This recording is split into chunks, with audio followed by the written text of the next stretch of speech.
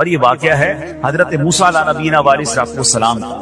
اللہ پاک نے حضرت موسیٰ علیہ نبینا علیہ السلام نے ایک بار اپنی مناجات میں عرض کیا یا اللہ یا رب۔ اللہ پاک کی طرف سے جواب آیا لبیک یا موسیٰ۔ آپ نے عرض کی یا اللہ تو میرا مالک ہے، تو تو خالق ہے، میں تو تیرا بندہ ہوں۔ ارشاد ہوا مجھے یہ پسند ہے کہ جب مجھے کوئی میرا بندہ یا رب پکارے تو میں اسے لبیک کہہ کر جواب دوں۔ اللہ فرما رہا ہے حضرت موسیٰ نے عرض کی یا رب کیا یہ ہر مطیع بندے کے لیے ہے؟ کیا ہر نیک آدمی کے لیے ایسا ہے کہ جب تجھے وہ پکارے تو تو لبیک فرماتا ہے؟ سنو اللہ فرماتا ہے ہاں بلکہ ہر گناہگار بندے کے لیے بھی ہے۔ حضرت موسیٰ نے عرض کی یا اللہ فرما بردار تو تیری اطاعت کرتا ہے، وہ بات تو سمجھ آ رہی ہے، گناہگار پر یہ کرم کس وجہ سے؟ اے ہائے سنو میرے رب کیسا کریم ہے، فرماتا ہے اے موسیٰ اگر میں بھلائی کرنے والے کو اس کی بھلائی کا بدلہ دوں اور برائی کرنے والے پر اس کی برائی کی وجہ سے احسان نہ کروں تو میرا جود و کرم کہاں جائے گا؟ اللہ فرماتا ہے میرا پھر کرم میری رحمت کس لیے ہے؟ برائی کرنے والا بھی گناہ کرنے والا بھی مجھے پکارتا ہے، میں اسے بھی لبیک کہہ کر جواب دیتا ہوں۔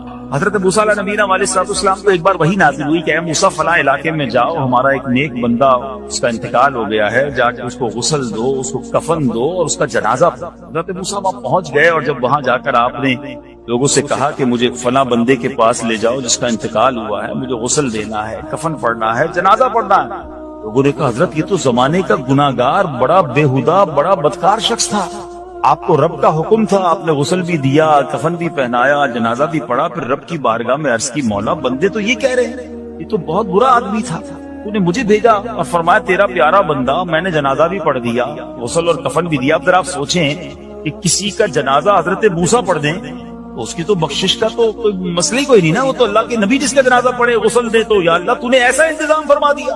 رب کریم کی طرف سے پتہ ہے کیا جواب آتا ہے؟ اللہ فرماتا ہے اے موسیٰ بندے سچ کہتے ہیں، یہ بندہ واقعی بڑا گناہگار تھا، جو علاقے والے شہر کے لوگ کہہ رہے ہیں نا ٹھیک کہہ رہے ہیں، یہ بندہ تھا ہی ایسا۔ کہ اللہ جب اتنا گناہگار تو اتنی بڑی مہربانی کس وجہ سے؟ ارشاد ہوا اے موسیٰ اس بندے نے مرنے سے پہلے مجھ سے 5 کلمات کے ذریعے بات کی، مناجات کی، مجھے پکارا، 5 سینٹنس تھے، 5 کلمے تھے، اور اے موسیٰ اس کی وجہ سے میں نے اس کی مغفرت فرما دی۔ حضرت موسیٰ کہتے ہیں یا اللہ وہ 5 کلمے تو بتا دے، وہ 5 کیسے جملے تھے کہ علاقے میں سب سے مشہور بدکار اور اس کا انتقال ہو تو رب مغفرت بھی فرمائے اور اپنے نبی کو فرمائے جا کے جنازہ پڑھو۔ تو آپ نے کہا یا اللہ وہ 5 کلمات بتا دے۔ اب ذرا یہ 5 کلمات سنیے گا، ایکچولی جو بات سمجھنی ہے نا، استغفار ہے کیا، معافی مانگنا ہے کیا، توبہ کیا ہے۔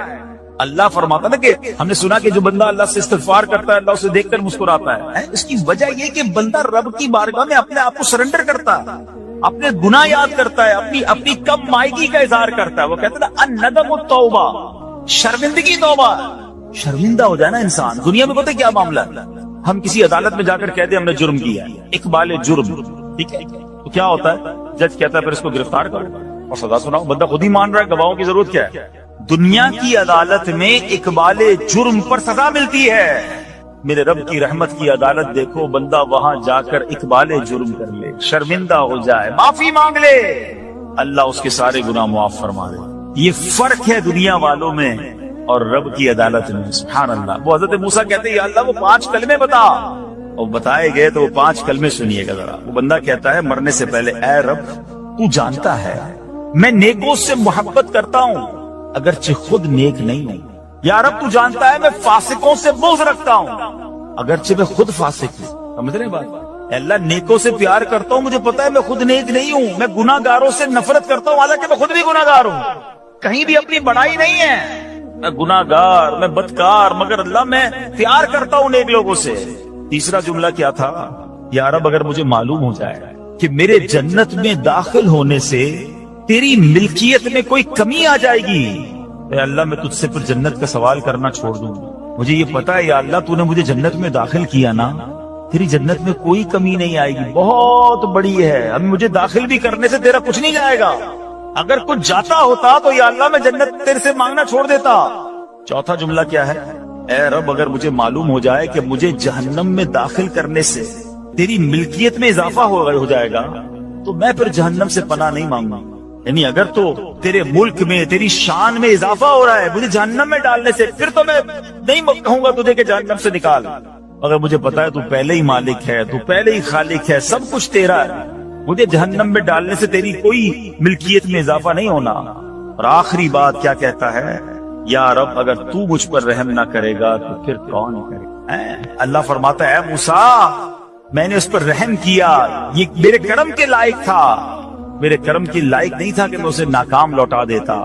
جب اس لیے کلمات کہے تو میں نے اسے درگزر فرمایا، اس کی مغفرت فرما دی، اور میں ہی بخشنے والا مہربان۔ تو اے میرے پیارے اسلامی بھائیوں، آج وہ کام سیکھ کے جانا ہے، سمجھ کے جانا ہے، جس کو جو بندہ کرتا ہے تو رب کی رحمت گویا مسکراتی ہے۔ وہ یہ ہے کہ اللہ سے معافی مانگتے رہیں، استغفار کرتے رہیں، اللہ کو راضی کرنے کی کوشش کرتے رہیں، اپنے گناہوں پر ندامت رکھیں کہ جو معافی مانگتا ہے نا اللہ اسے بہت پسند فرماتا ہے۔ حدیث پاک میں آتا ہے التائب من الذنب کمن لا ذنب له، گناہوں سے توبہ کرنے والا ایسا ہے جیسا اس نے گناہ کیا ہی نہیں ہے۔ اچھا اب ایک اور بہت پیارا عمل جس کو دیکھ کر اللہ مسکراتا ہے، وہی میں نے تفسیر بتائی کہ اللہ کی رحمت راضی ہو جاتی ہے اور اللہ کی رحمت برستی ہے، رب راضی ہو جاتا ہے۔ نبی پاک علیہ السلام نے فرمایا 3 بندے ہیں اللہ پاک انہیں دیکھ کر مسکراتا اور کیا ہوتا ہے؟ فرمایا اور بہت خوش ہوتا ہے۔ اب وہ 3 بندے کون سے ہیں؟ چیک کرنے ہم ان میں ہیں کہ نہیں۔ فرمایا نمبر 1 وہ بندہ جو رات کو اٹھے، بستر چھوڑے، اچھی طرح وضو کرے، پھر نماز پڑھنے کھڑا ہو جائے، اسے دیکھ کر اللہ پاک فرشتوں سے فرماتا ہے اے فرشتوں بتاؤ میرے بندے کو نیکی پر کس نے اکسایا ہے؟ فرشتے عرض کرتے ہیں مولا تو بہتر جانتا ہے۔ اللہ پاک فرماتا ہے ہاں میں جانتا ہوں مگر تم مجھے بتاؤ۔ فرشتے عرض کرتے ہیں اے مالک کریم تو نے اسے ایک چیز یعنی جہنم کا خوف دیا ہے، یہ اس سے ڈرتا ہے۔ اے اللہ تو نے ان کو ایک چیز جنت کی امید دلائی ہے، یہ اس کی امید رکھتا ہے۔ اے اللہ یہی خوف اور امید ہے جس نے اسے رات کی نیند قربان کر کے تیرے حضور کھڑے ہونے پر ابھارا ہے۔ اب اللہ پاک فرماتا ہے اے فرشتوں گواہ ہو جاؤ کہ جس چیز سے ڈرتا ہے یعنی جہنم سے ڈرتا ہے، میں نے اپنے اس بندے کو اس سے امن بخشا، اور جس کی امید رکھتا ہے یعنی جنت کی میں نے جنت اس پر واجب کر دی۔ رات اٹھ کر جب دنیا سوئی ہو بندہ اٹھ کر تہجد کی نماز ادا کرے، اللہ کی بارگاہ میں آنسو بہائے، اللہ فرشتوں کے سامنے گویا فخر فرماتا۔ دوسرے نمبر پر سنو، اور دوسرا وہ شخص جو حق و باطل کی لڑائی میں شریک ہوا، ثابت قدم رہا یہاں تک کہ شہید ہو گیا، یا اللہ پاک نے اسے فتح عطا فرمائی، اللہ اس بندے کو دیکھ کر بھی مسکراتا ہے۔ جہاد کرنے والے مجاہدین یا تو شہید ہو جائیں یا غازی ہو کر لوٹے اللہ کی رضا کے لیے، اللہ کی رحمت ان پر بھی چھما چھم برستی ہے۔ اور تیسرے نمبر پر فرمایا تیسرا وہ بندہ جو رات کو سفر کرتا ہے، یہاں تک کہ رات کے آخری حصے میں جب کہیں ٹھہرتا ہے تو اس کے ساتھ والے سو جاتے ہیں مگر وہ کھڑا ہو کر نماز پڑھنے لگتا ہے، اس بندے کو دیکھ کر بھی اللہ پاک مسکراتا ہے۔ اجتماعی عبادت کے بڑے فائدے ہیں، اجتماع میں آنا، محفل میں آنا، دعا میں شرکت کرنا بہت اچھی بات، مگر اپنی عادت ایسے بھی بنائیں کہ کچھ عبادتیں ایسی کریں کہ میں جانوں اور رب جانے۔ یہ جو رات اٹھ کر دعا کا لطف ہے، رات اٹھ کر جو نماز پڑھنے کا لطف ہے نا، جب ساری دنیا سو رہی ہے اور بندہ اپنے رب کی بارگاہ میں حاضر ہے۔ علماء کہتے ہیں دن کے نوافل کے مقابلے میں رات کے نوافل افضل ہیں، کیونکہ رات سکون ہوتا ہے، رات رقت قلبی ملتی ہے، سبحان اللہ، رحمت الہی چھما چھم برستی ہے۔ ہمیں کیا کرنا ہے کہ رات تہجد کی نماز کی عادت ڈالے۔ رمضان میں بن گئی تھی نا، سحری کے لیے اٹھتے تھے تو لوگ تہجد پڑھتے تھے، اللہ کرے کہ یہ عادت بن جائے، کبھی کبھی، اگر ہر روز نہیں ہو سکتا کم از کم کبھی کبھی کریں۔ اچھا اگر ایسی کوئی عبادت ہو بھی جائے نا پھر سب کو بتائیں نا کہ رات اٹھا تھا تو جناب دعائیں بھی کی تو آنسو بھی بہائے، نہیں، کبھی کبھی ایسا کیا کرو کہ میں جانوں اور رب جانے، اللہ سے باتیں کیا۔ میں آپ کو صحیح بتاؤں، آپ مجھے ایک بات بتائیں، یہ تو آپ نے سن بھی لیا کہ اللہ کی رحمت کس قدر برستی ہے اس پر۔ زندگی میں بھی جب کبھی ہم پریشان ہوں اور رات نیند نہ آئے، کبھی کبھی ایسا ہوتا ہے پریشانی میں نیند نہیں آتی، کروٹیں بدل رہا ہوتا ہے انسان، اور اس کروٹ بدلتے بدلتے میں آپ کی جب والدہ حیات ہوگی یا ماشاءاللہ جن کے پاس ماں موجود ہے، ماں جیسی ہستی کہاں ملتی ہے۔ ایک بار اور سن لو، دنیا کی بہت ساری چیزیں میرے اور آپ کے پاس ہیں جو ریپلیسیبل ہیں، جو بدلی جا سکتی ہیں۔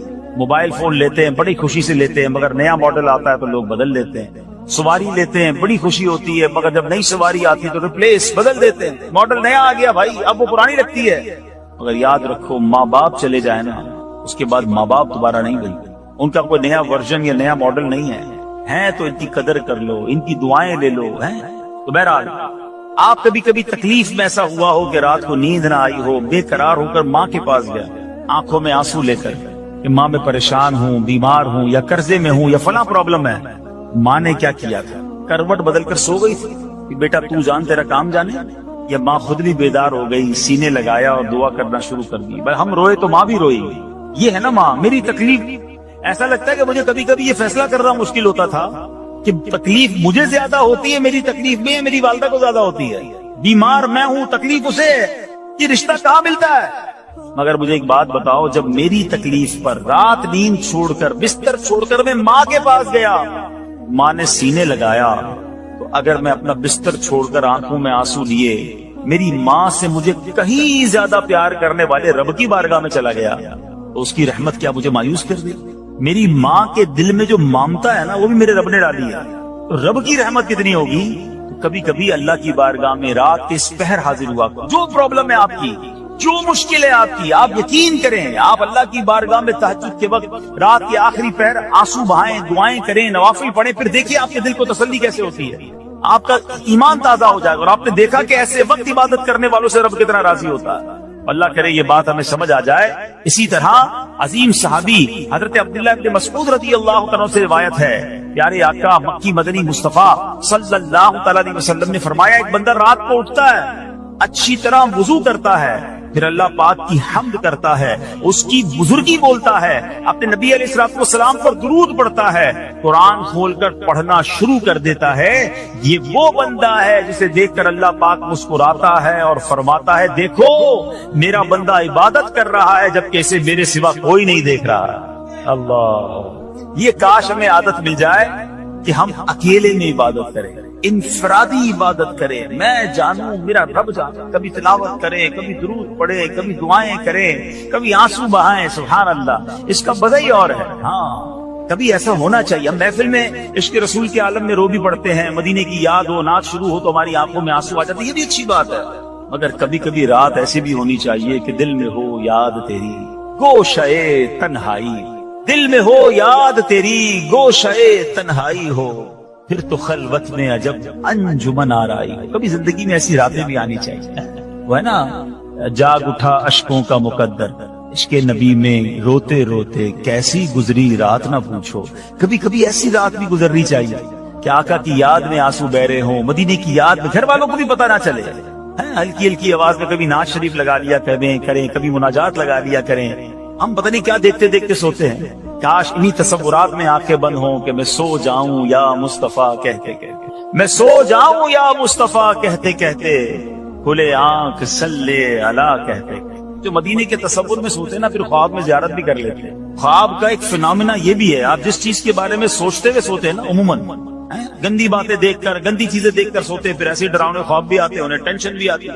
فلموں میں بھی ماردار دیکھی، خواب میں بھی لڑائی جھگڑے دیکھ رہے ہیں. جو مدینے کی یادوں میں سو رہا ہے، جو باوضو سو رہا ہے، جو اللہ کا ذکر کر کے سو رہا ہے، جو نوافل پڑھ کے سو رہا ہے، پھر دیکھو خواب میں بھی کہاں کہاں کی سیر کرے گا انشاءاللہ. تو اپنی خلوتوں کو اچھا کریں، اپنے اکیلے وقت کو بھی خوبصورت کریں، آنسو بہائیں. اور سبحان اللہ، تہجد پڑھنے والوں کے چہروں پر نور بھی آ جاتا ہے.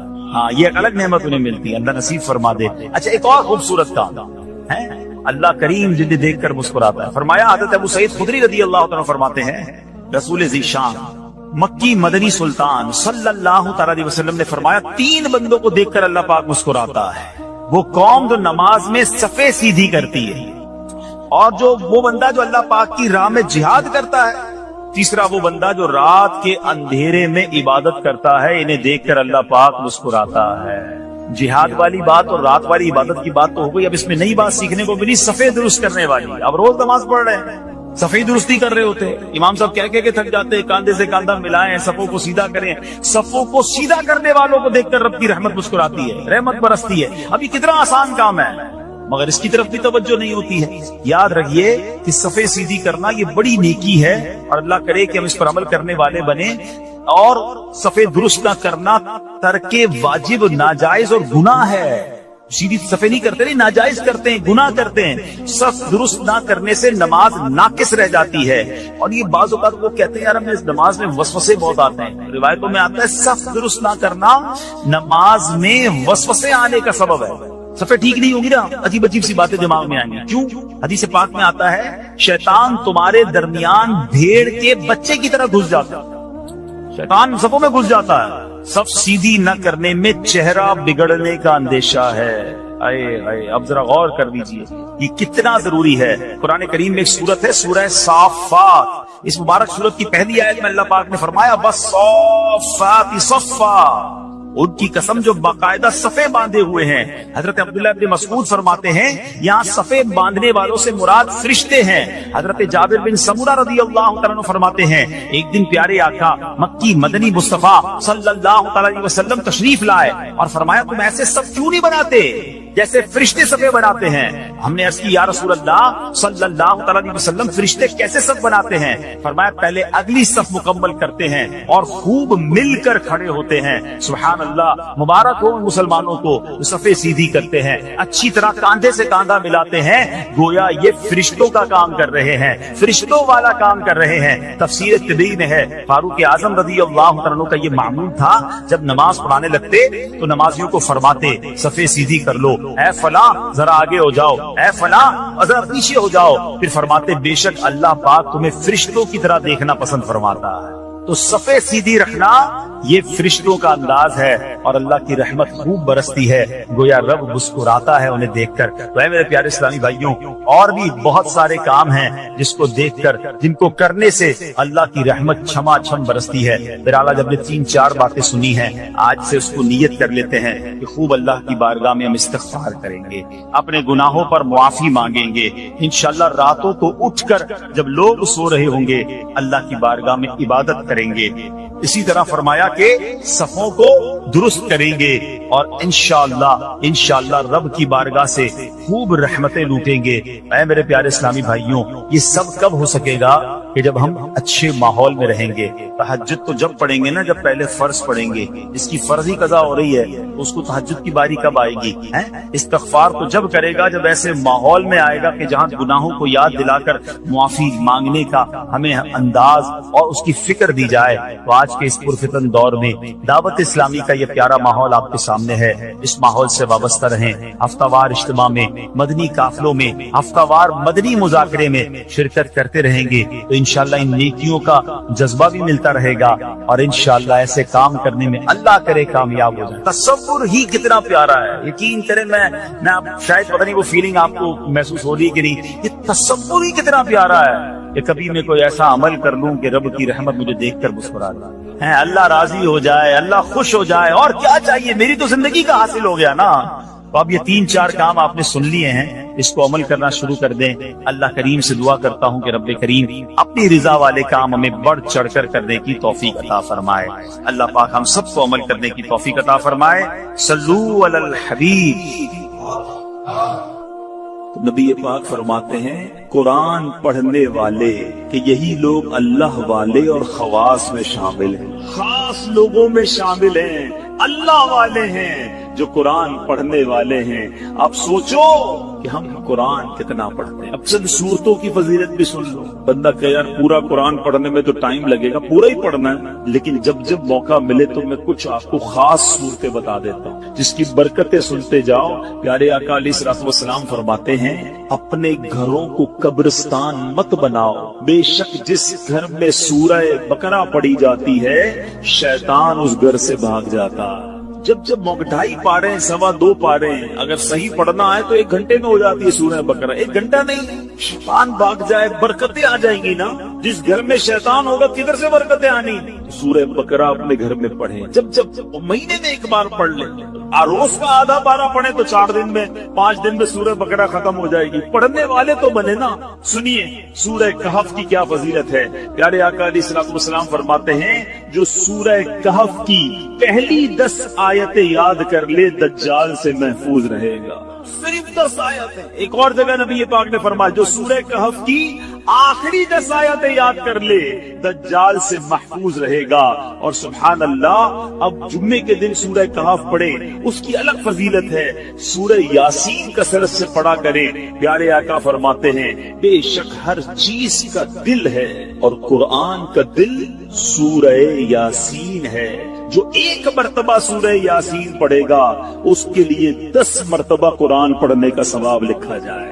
अल्लाह की रहमत तो देखो, सूरह यासीन 12-10 मिनट में पूरी हो जाती है।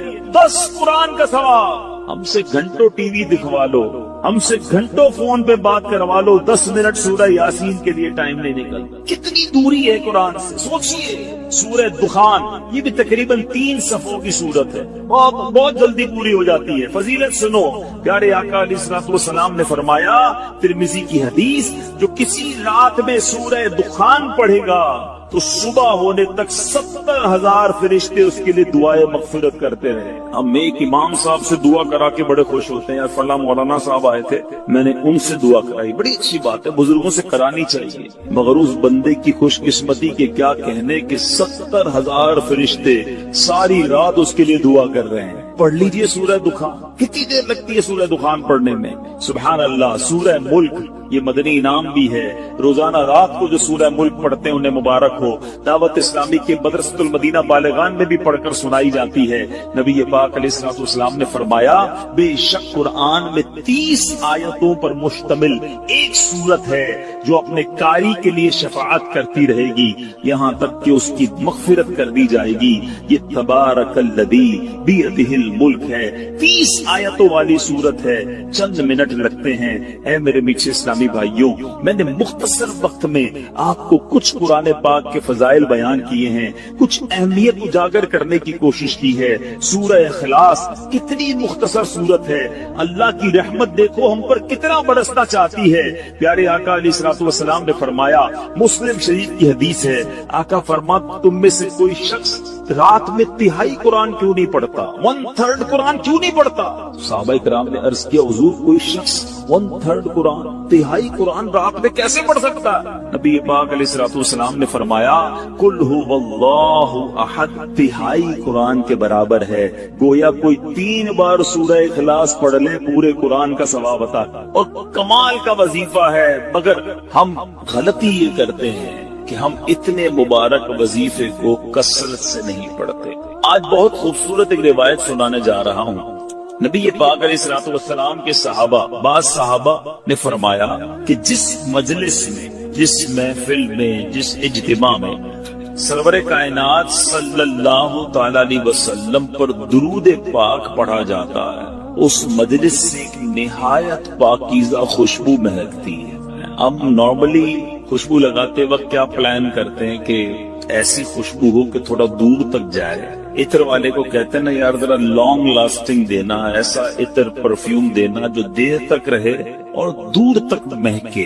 आओ मैं बताता हूँ दुरूद पढ़ने वालों, जब तुम दुरूद पढ़ते हो तो खुशबू किधर तक जाती है। साहबा कहते हैं, जब किसी मजलिस में, किसी महफिल में दुरूद पढ़ा जाता तो उस दुरूद की महक आसमानों तक जाती है, और वहाँ अल्लाह के फरिश्ते उस खुशबू को जब महसूस करते हैं तो कहते हैं, जमीन पर किसी मजलिस में हो ना हो कहीं आका के दीवाने जमा होकर नबी पाक पर दुरूद सलाम का नजराना पेश कर रहे हैं। यानी यहाँ हम दुरूद पढ़े, वहाँ फरिश्तों को पता चल जाता कि कहीं दुरूद पढ़ा जा रहा है जिसकी ये महक है, इसकी ये खुशबू है जो आसमानों तक पहुंच रही है। अल्लाह अकबर। नबी पाक अलैहिस्सलाम ऐसे, उनका जिक्र इतना महका, उनकी बात करे तो खुशबू निकले, तो खुद नबी पाक अलैहिस्सलाम की खुशबू का आलम क्या होगा। मैं बड़े बड़े हसीन, बड़े स्पेशल लोगों की लोग बात करते हैं, लोग कहते हैं बहुत हसीन है फला जनाब, बड़ा उसको लोग फॉलो करते हैं, उसके फैंस हैं, उसके फॉलोवर्स हैं। दुनियादारों की जो मोहब्बत में गिरफ्तार है, मैं एक सवाल करना चाहता हूँ, सारी दुनिया में कोई कितना ही हसीन क्यों ना हो, उसके पसीने से बदबू आती है, ठीक है ना जनाब। कोई कितना ही तरहदार क्यों ना हो, एटिकेट्स वाला क्यों ना हो, जो बड़ा नाजुक क्यों ना हो, मगर जब वो थूकता है تو اس کے تھوک سے لوگوں کو گھن آتی ہے. Nobody like it. کس کو تھوک اچھا لگتا؟ میں سرور کائنات علیہ الصلوۃ والسلام کے مبارک چہرے کی بات نہیں کروں گا کہ اس چہرے میں تو رب نے کیسا حسن عطا فرمایا کہ مولانا حسن رضا خان صاحب لکھتے ہیں ایسا تجھے خالق نے طرح دار بنایا، ایسا تجھے خالق نے طرح دار بنایا، یوسف کو تیرا طالب دیدار بنایا، کونین بنائے گئے سرکار کی خاطر، کونین کی خاطر تمہیں سرکار بنایا. تو نبی پاک کے مبارک چہرہ انور اور اس کے حسن کی بات آج نہیں کریں گے، پیارے آقا کے ان ہاتھوں کی بات نہیں کریں گے کہ جس طرف اٹھ گئی دم میں دم آ گیا، اس نگاہ عنایت پہ لاکھوں سلام، ہاتھ جس سمت اٹھا غنی کر دیا، موجے بحر سماحت پہ لاکھوں سلام. ہم اس کی بھی بات نہیں کریں گے. پیارے آقا کے مبارک دور و نزدیک کے سننے والے وہ کان لالے کرامت پہ لاکھوں سلام، اس کی بھی بات نہیں کرتے، بلکہ ہم صرف ان دو چیزوں کی بات کرتے ہیں کہ جس سے عموماً لوگ دور بھاگتے ہیں.